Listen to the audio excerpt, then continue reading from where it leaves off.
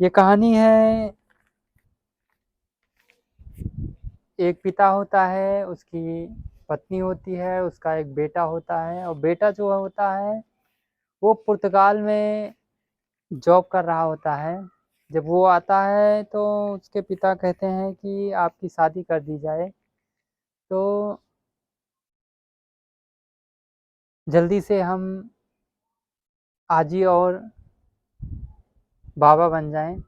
इसी ख्वाहिश में जब उसकी शादी कर देते हैं और शादी जब होती है तो वो 2021 में उसकी शादी होती है, फरवरी 2021 में उसकी शादी होती है।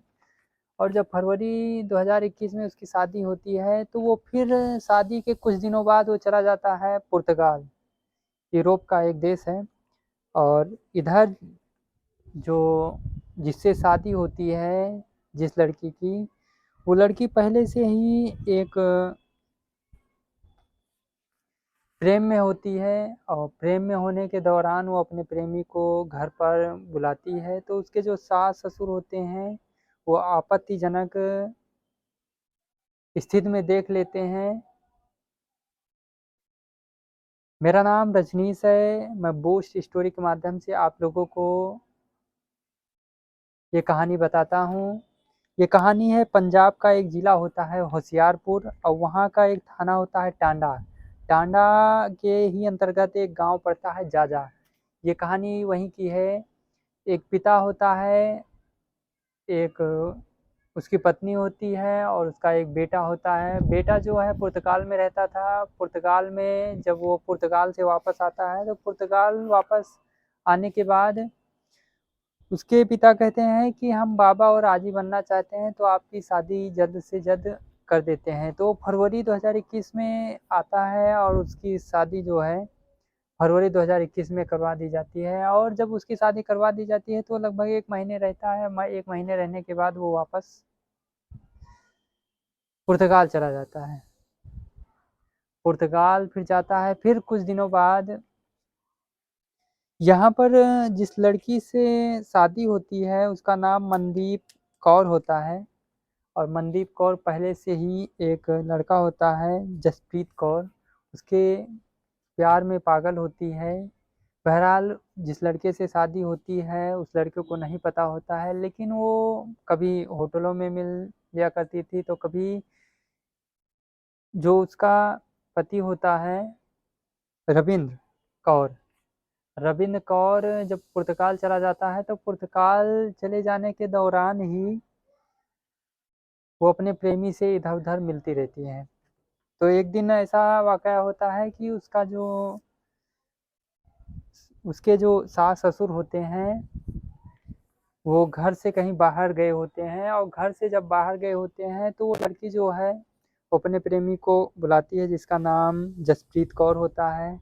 और अचानक से उसके सास ससुर वापस जब आते हैं तो वो आपत्तिजनक हाल में ही देख लेते हैं। और जब आपत्तिजनक हाल में देख लेते हैं तो उस दिन तो अवॉइड कर देते हैं। लेकिन जब वाकया आता है सितंबर 2022 का, वो अपने बेटे से कहते हैं कि बेटा अब घर पे ही रहो, घर पे ही रहकर अब गुजर बसर करो, क्योंकि अब हमारा मन नहीं लगता है।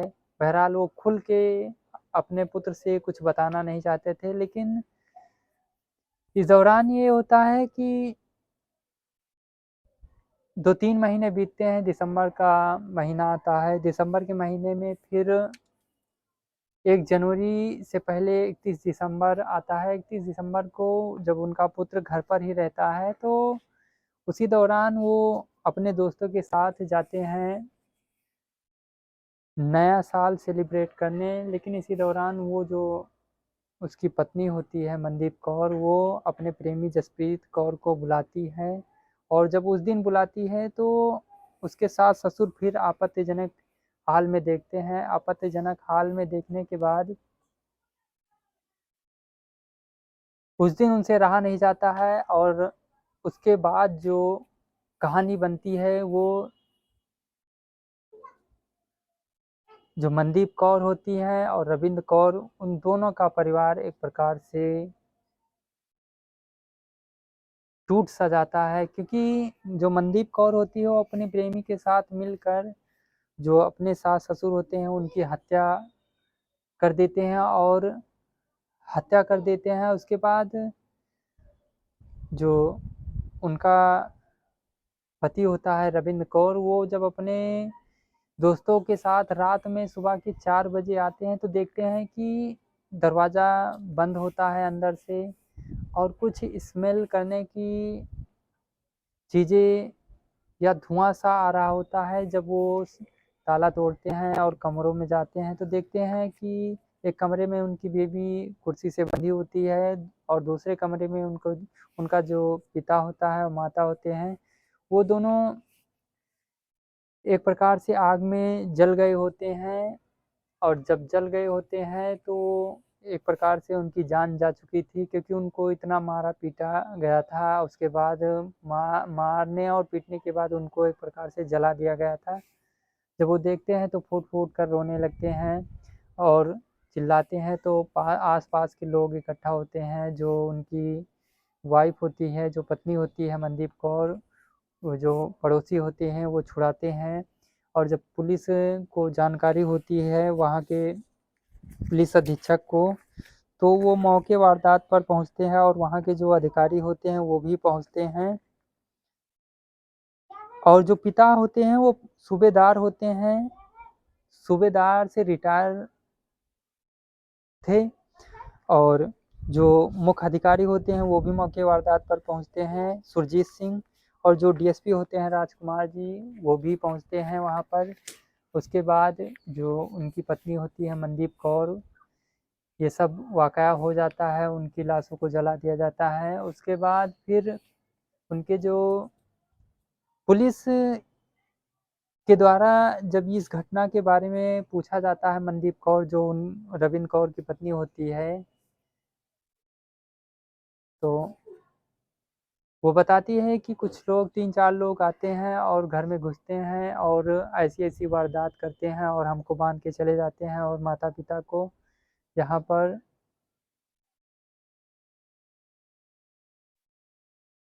ये वाक़या करके जाते हैं। तो पुलिस को विश्वास ही नहीं हो रहा था क्योंकि जो चीज़ वो बता रही थी वो वहाँ पर जो स्थिति थी वो मैच नहीं कर रही थी। फिर उस जो मनदीप कौर होती है, उनकी सीडीआर निकलवाई जाती है। जब निकलवाई जाती है तो वहाँ पर सुरजीत कौर का नाम आता है। सुरजीत कौर को जब उठाया जाता है और उठाने के बाद पुलिसिया कार्रवाई जब की जाती है तो मनदीप कौर और जो सुरजीत कौर होता है,